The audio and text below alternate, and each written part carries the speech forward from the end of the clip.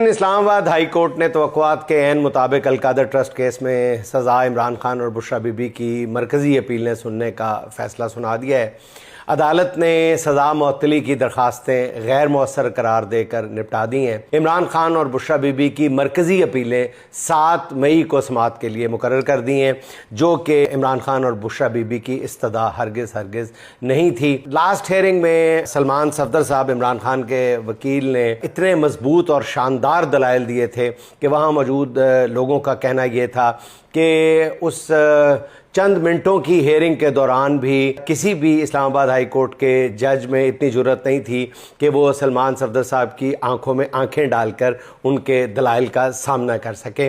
और जब सलमान सफदर साहब ने ये कहा था कि हजूर वाला आप 5 मिनट वाली हेयरिंग तो मुझे दे नहीं रहे और 5 हफ्ते वाली हेयरिंग पर सारा जोर दे रहे हैं, फिर उन्होंने जो दूसरी दलील दी थी वो बहुत मजबूत थी, जो इंटरनेशनल मीडिया में भी कोट हुई। वो ये थी कि सॉलिटरी कन्फाइनमेंट यानी कैद तन्हाई जो है वो टॉर्चर की एक बदतरीन किस्म है जिससे सलमान सफदर के मौकलान को गुजारा जा रहा है। आज मेरी सलमान सफदर साहब से बात हुई है कि क्या वो 7 मई को अदालत के रूबरू पेश होंगे। इस पर उनका ये कहना था कि अदालत का रवैया चूँकि अजीबोगरीब है, इसलिए वो भी out of the box situation पे सोल्यूशन पे गौर कर रहे हैं, अपनी हिकमत अमली पर गौर कर रहे हैं। मौकलान से और वकला से मशवरे के बाद वो अपना अगला लाहे अमल तय करेंगे। इसलिए ये बात अभी यकीनी तौर पे नहीं कही जा सकती कि 7 मई को सलमान सफदर साहब जो हैं वो इमरान खान की वकालत अदालत के रूबरू करेंगे